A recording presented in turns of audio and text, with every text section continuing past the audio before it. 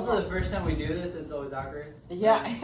So thank you, Bob, for thinking about this, putting me in this place. I think you're good character. Just my observation. Yes.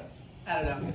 I do lead the discussion. Like I led it last time with the kids, and it's always a little weird when you're the only one talking. But yeah. So let's make it a discussion. What do you think about it? How far along do you think I am in my faith?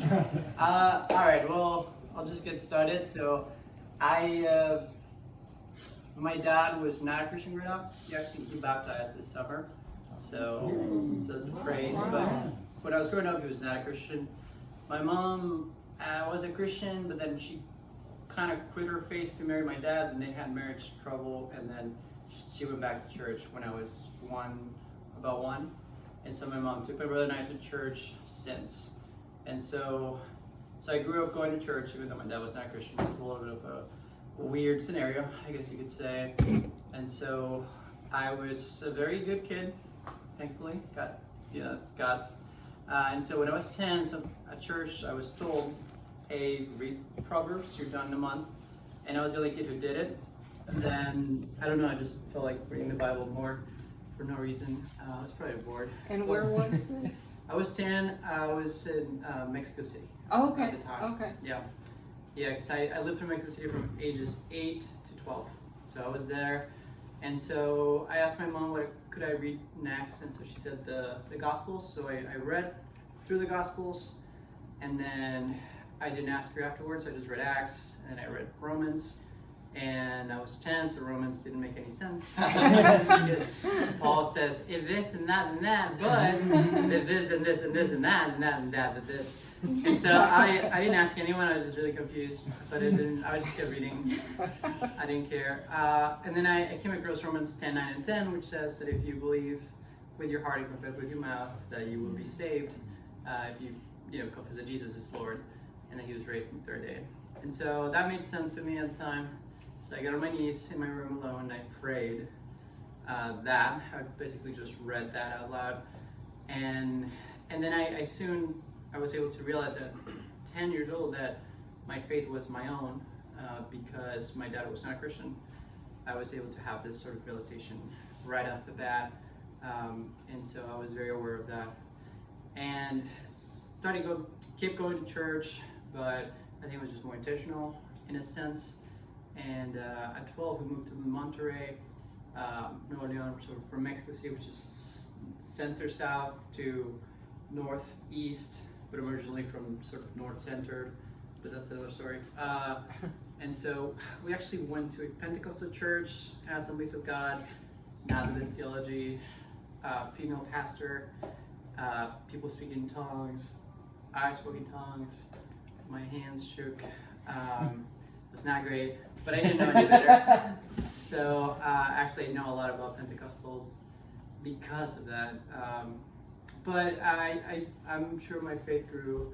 I continued to read the Bible. They did preach the Bible at that church, so I at least got that. And so we moved to, Bob knows this part of the story. I find out I'm 15 years old. By now we're gonna move to here actually.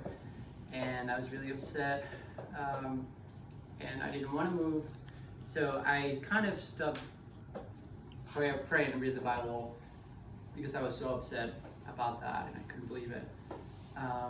And so we moved here. I was 15.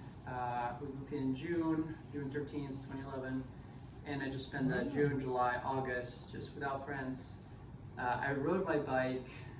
And actually, I did research some churches a little bit, but I didn't really go anywhere. And my family didn't really go anywhere because they didn't speak English, and I didn't speak English, so it's a little hard because east side, the suburbs east, the Solon area is not very Hispanic, so we couldn't find any churches where they spoke in Spanish. So, and my dad was not interested in going to church, so he was not going to drive us all the way to downtown where there could be something.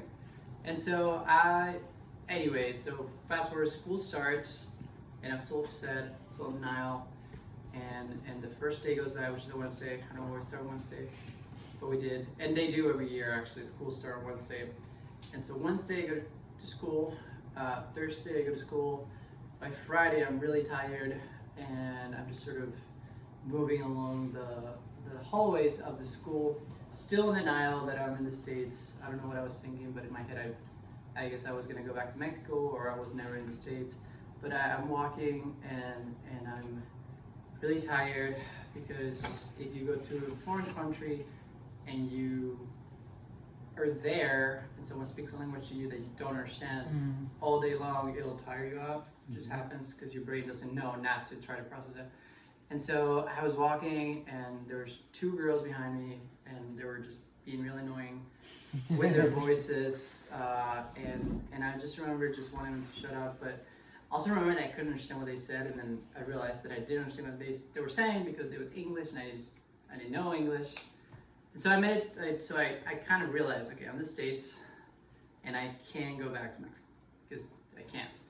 And so I made it through the day, and I went home that night, prayed to God, and said, God, I have no friends, I'm failing my classes, and I don't know what's going to be of my future, because I knew I had a bright future in Mexico, because I was beloved at church and at school, had a scholarship to a private high school.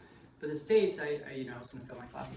So that night I humbled myself before God, and I said, you helped me before, you can help me now.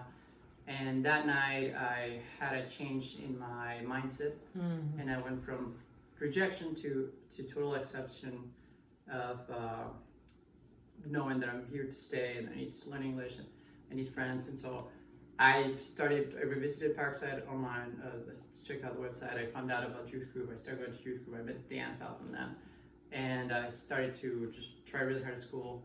And before winter break of my first semester, I was already able to have conversations with people and to do all my homework without any help. Wow. And so I remember that's definitely a time that I've encountered God. And since, I went to a Christian college, I came back, and I've been part of children's ministries and serving at church. It's definitely part of me. It's just what God calls me to do. And so this is where I'm here, I guess. Yeah. Wow. Amen. Amen. Thank you, Luis.